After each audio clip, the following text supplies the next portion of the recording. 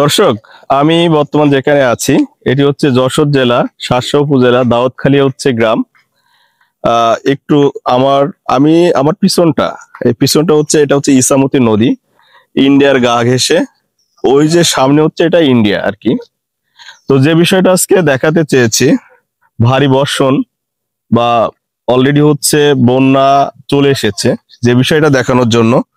এই যে হচ্ছে পানি, এই পানিটা হচ্ছে ইন্ডিয়া থেকে পানি, এটা হচ্ছে বাংলাদেশে ঢুকতেছে।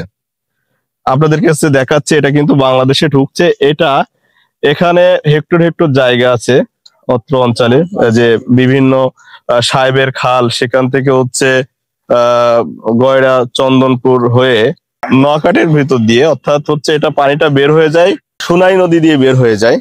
তো ভয়াবহতা দেখেন, এভাবে অলরেডি হচ্ছে বর্ষা নেমে গেছে, বর্ষা আবারও হচ্ছে শুরু হয়েছে। এরকম যদি এরকম অব্যাহত থাকে তো অচিরে হচ্ছে বন্যা হওয়ার সম্ভাবনা অনেক বেশি।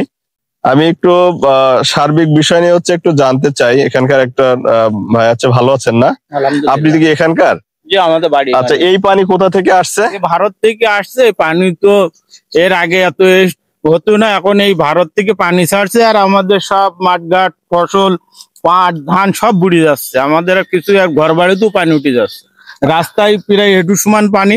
আচ্ছা, পিসির রাস্তার উপরে সব বুড়ে যাচ্ছে। আমাদের এখানে যদি বাঁধ না দেওয়া হয় তা আমাদের এখানে জীবনে কোনো ফসল হবে না। আচ্ছা, এই যে পানি, এই যে পানি হচ্ছে কোথায় যাবে এই পানিগুলো?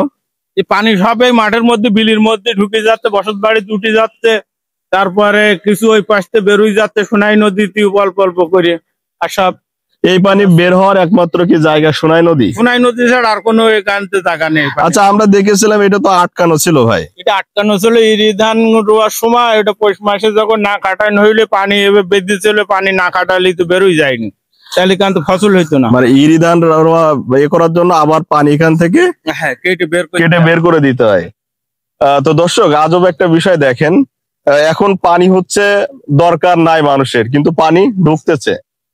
আবার কিছুদিন পর এখানে ইরি ধান যখন হচ্ছে ইরি ধানের মৌসুম আসে, তখন আবার কিন্তু এই যে যে জিনিসটা দেখছেন না, এটা কিন্তু হচ্ছে অলরেডি বাঁধটা বেঁধে দেওয়া থাকে, কিন্তু এখন বাঁধটা আপাতত বাঁধা নাই।